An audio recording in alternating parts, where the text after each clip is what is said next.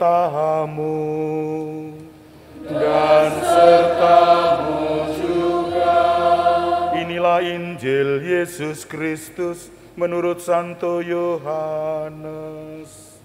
Dimuliakan Tuhan. Ketika Lazarus jatuh sakit, kedua perempuan itu pun mengirim kabar kepada Yesus, "Tuhan, dia yang Engkau kasihi sakit." Mendengar kabar itu, Yesus berkata, "Penyakit itu tidak akan membawa kematian, tetapi akan menyatakan kemuliaan Allah, supaya melalui penyakit itu Putra Allah dimuliakan." Yesus memang mengasihi Marta dan saudaranya serta Lazarus. Namun setelah didengarnya bahwa Lazarus sakit, ia sengaja tinggal 2 hari lagi di tempat ia berada. Tetapi sesudah itu ia berkata kepada murid-muridnya, "Mari kita kembali lagi ke Yudea." Ketika Yesus tiba di Betania, didapatinya Lazarus telah 4 hari terbaring di dalam kubur. Ketika Marta mendengar bahwa Yesus datang, ia pergi menemui dia, tetapi Maria tinggal di rumah. Lalu kata Marta kepada Yesus, "Tuhan, sekiranya Engkau ada di sini, saudaraku pasti tidak akan mati. Tetapi sekarang pun aku tahu bahwa Allah akan memberikan kepadamu segala sesuatu yang engkau minta kepadanya." Kata Yesus kepada Marta, "Saudaramu akan bangkit." Kata Marta kepadanya, "Aku tahu bahwa ia akan bangkit pada waktu orang-orang bangkit pada akhir zaman." Jawab Yesus, "Akulah kebangkitan dan hidup. Siapa saja yang percaya kepadaku, ia akan hidup walaupun sudah mati. Dan setiap orang yang hidup dan yang percaya kepadaku tidak akan mati selama-lamanya. Percayakah engkau akan hal ini?" Jawab Marta, "Ya Tuhan, aku percaya bahwa Engkaulah Mesias, Putra Allah yang akan datang ke dalam dunia." Kemudian ketika melihat Maria menangis, Yesus sangat terharu dan berkata, "Di manakah dia kamu baringkan?" Jawab mereka, "Tuhan, marilah dan lihatlah." Lalu menangislah Yesus. Kata orang-orang Yahudi, "Lihatlah, ia sungguh mengasihi dia." Tetapi beberapa orang di antaranya berkata, "Ia yang memelekkan mata orang buta, tidak sanggupkah ia bertindak sehingga orang ini tidak mati?" Yesus sekali lagi sangat terharu, lalu pergi ke kubur itu. Kubur itu adalah sebuah gua yang ditutup dengan batu. Kata Yesus, "Angkatlah batu itu." Marta, saudaranya yang meninggal itu, berkata kepada Yesus, "Tuhan, ia sudah berbau, sebab sudah 4 hari ia mati." Jawab Yesus, "Bukankah sudah kukatakan kepadamu, jika engkau percaya, engkau akan melihat kemuliaan Allah?" Mereka pun mengangkat batu itu. Lalu Yesus menengadah ke atas dan berkata, "Bapa, aku bersyukur kepadamu karena engkau telah mendengarkan aku. Aku tahu bahwa engkau selalu mendengarkan aku. Tetapi oleh karena orang banyak yang berdiri di sini mengelilingi aku mengatakannya supaya mereka percaya bahwa engkaulah yang telah mengutus aku." Sesudah berkata demikian, berserulah ia dengan suara keras, "Lazarus, marilah keluar." Orang yang telah mati itu datang keluar, kaki dan tangannya masih terikat dengan kain kafan, dengan mukanya tertutup dengan kain peluh. Kata Yesus kepada mereka, "Bukalah kain-kain itu dan biarkanlah ia pergi." Banyak di antara orang-orang Yahudi yang datang melawat Maria dan menyaksikan sendiri apa yang telah dibuat Yesus. Mereka percaya kepadanya. Demikianlah Injil Tuhan. Terpujilah Kristus.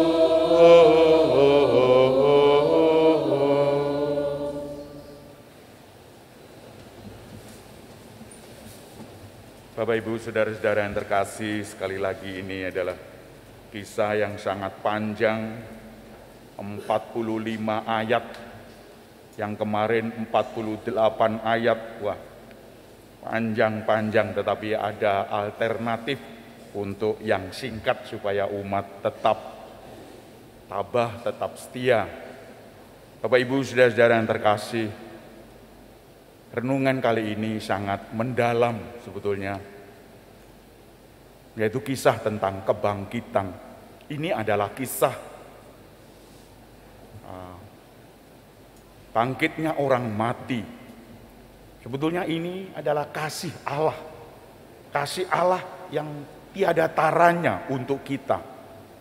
Peristiwa apa yang kalau kita ditanya, peristiwa apa yang membuat diri kita lemah, lokro, lemes, dan seterusnya, adalah kematian. Kematian karena kematian ditinggal orang yang dicintai.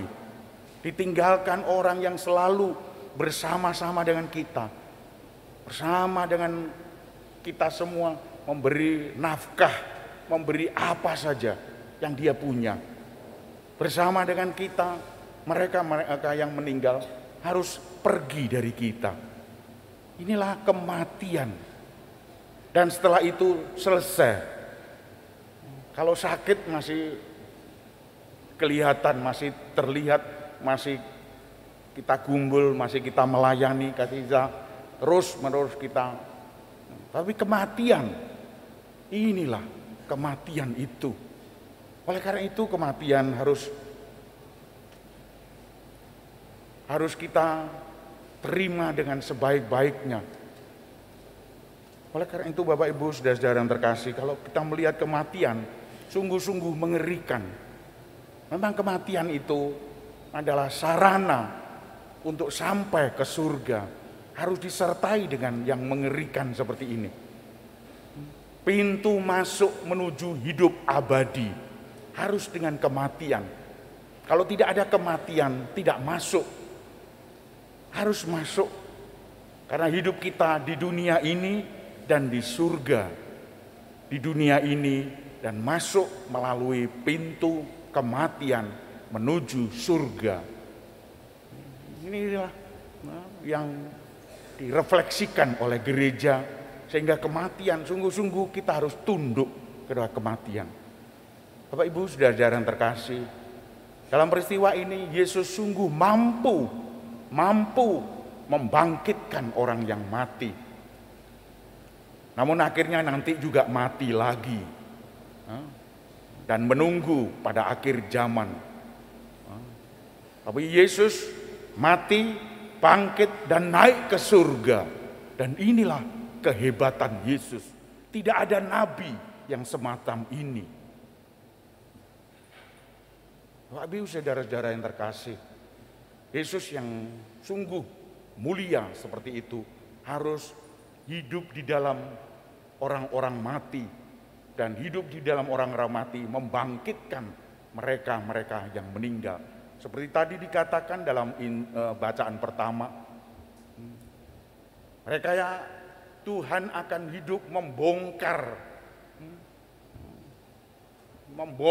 makam-makam dari kubur-kubur itu, membangkitkan, lalu menempatkannya di tanah Israel, di tanah aslinya. Itu dalam perjanjian lama. Kubur membongkar, membangkitkan, dan menempatkan di tanah perjanjian lama. Dan itu pekerjaan Allah, bukan pekerjaan manusia. Oleh karena itu, sungguh kematian ini betul-betul kita hayati sebaik-baiknya. Dan kita sekarang ini Melalui tubuh kita yang fana ini, Roh Tuhan masuk dalam diri kita dan membongkar, membuat diri kita semangat tetap hidup, dan kita bangkit mulia. Seperti dikatakan dalam bacaan kedua tadi, bangkit mulia dan menempatkan kita bukan di tanah Israel tetapi di surga. Inilah kehebatan Allah. Oleh karena itu Bapak Ibu saudara-saudara yang terkasih, karena karya-karya yang begitu hebat dari Allah, manusia harus tunduk, manusia harus hormat. Lihatlah karya-karya Allah. Semoga semakin banyak orang memuji, memuliakan Allah. Karena Allah mampu memberikan kebangkitan, mampu menempatkan di dalam kerajaan surga. Maka dari itu Bapak Ibu saudara-saudara yang terkasih, jangan sekali-sekali jangan melepaskan diri dari Yesus. Yesus sungguh Allah, sungguh manusia yang mampu berbuat demikian. Dalam tahun 2023, Arah Dasar Keuskupan Surabaya menempatkan bahwa menghidupi Yesus yang hidup di dalam keluarga. Bagaimana kita menghayati Yesus hidup dalam keluarga? Kita lihat Bapak Ibu saudara-saudara yang terkasih, kadang-kadang ada anak-anak yang jeli, anak-anak yang terpilih, mungkin terpilih, memberitahu kepada diri kita, "Mama, ayo ke gereja Mama." Anak-anak bisa berkata seperti itu. "Ayo Papa ke gereja." Alah, nanti sajalah, nanti nontak nanti lalu waktunya telat. Ya nanti sore tolat sore. Lah, enggak usah besok aja Minggu. Anak-anak bisa seperti itu. Oleh karena itu Bapak Ibu, dengarkanlah. Ini hanya satu contoh yang kecil untuk mendengarkan anak-anak. Dan kita semua ingin mengajak anak-anak untuk bangkit. Karena Yesus sudah membangkitkan anak-anak ini dalam hidupnya. Anak-anak dipakai oleh Tuhan untuk membangkitkan, mendidik keluarga itu, menyadari kehadiran Kristus di tengah-tengah keluarga. Bapak Ibu mungkin bergaul sana sini, bertukar pikiran dengan tetangga. Tolong berbicaralah yang baik, yang akrab, mesra, intimitas. Kita bergaul dengan mereka, ajak mereka untuk beribadah sesuai dengan agamanya masing-masing. Kalau Islam, ayo ibadah, sholat. Kalau Hindu, ayo ibadah di pura. Konghucu, ayo ibadah di kelenteng. Ajaklah untuk beribadah. Karena orang beribadah itu pasti baik. Kalau masih ditunda-tunda, Allah, pasti tidak baik. Apalagi sering menunda, pasti sering bolos. Oleh karena itu Bapak Ibu, kita juga hidup berkeluarga dalam keluarga kita. Keluarga inti, suami, istri, anak-anak, dan mertua atau orang tua di situ. Rukun-rukunlah. Saya melihat satu keluarga yang selalu perang, selalu kalau pagi itu, waduh, mana sandal saya, mana sepatu saya, walah, perlu bengok, tidak dididik untuk diletakkan di sana. Itu biarkan anak-anak dididik secara tertib untuk menempatkan barang-barang itu di tempatnya. Sehingga kalau butuh diambil dari situ. Tidak usah teriak-teriak, tidak usah bengok-bengok. Bapak Ibu saudara-saudara terkasih, mengapa? Sejak anak-anak tidak bisa dididik tentang itu. Oleh karena itu Bapak Ibu, saudara-saudara yang terkasih, kita harus membawa keluarga kita kepada hidup di surga. Hidup di surga itu apa? Hidup dalam suasana keakraban, romantis, kerukunan, dan damai. Maka kalau ada sesuatu, kita ajak ke gereja bersama-sama. Ke gereja 1 minggu sekali. Kalau tidak, satu bersama-sama, satu keluarga, satu bangku, keluarganya sendiri. Kalau bapaknya masih kerja, ya enggak apa-apa kerja. Dan yang lain, anak-anak saja, kita didik anak-anak. Oleh karena itu Bapak Ibu, kalau kita melihat satu keluarga seperti itu, jalan, naik sepeda, naik becak, naik becak. Saya dulu itu kalau naik becak itu, becaknya kelihatannya ombo. Saya di sebelah kanan, adik sebelah kiri, mama, bapak, lalu ada yang tengah itu dikempit, lalu satu di pangku mama, di pangku bapak. Anaknya 5, lu cukup. Mbah, saya dipakis, anak mesti gitu. Ayo Cak, ayo seweneng saya. Mesti gitu, 1, 2, 3 kempit, becak jalan, kriet.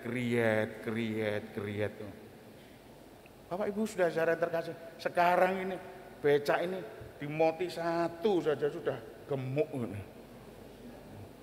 Saudara-saudara yang terkasih, ini adalah contoh bagaimana kita hidup dalam kerukunan. Mungkin zaman itu tidak ada kendaraan, hanya sepeda ontel. Bapak Ibu, kita harus memulai dengan sesuatu yang baru. Memulainya dengan anak-anak. Mulai anak-anak ini dididik dengan baik. Sudah kalau dewasa, itu memang terserah mereka.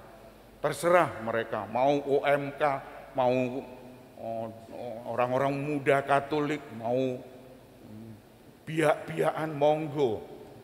Karena mereka mempunyai pandangan-pandangan dan pemikiran-pemikiran tersendiri. Tapi jangan lupa, Yesus jangan ditinggalkan.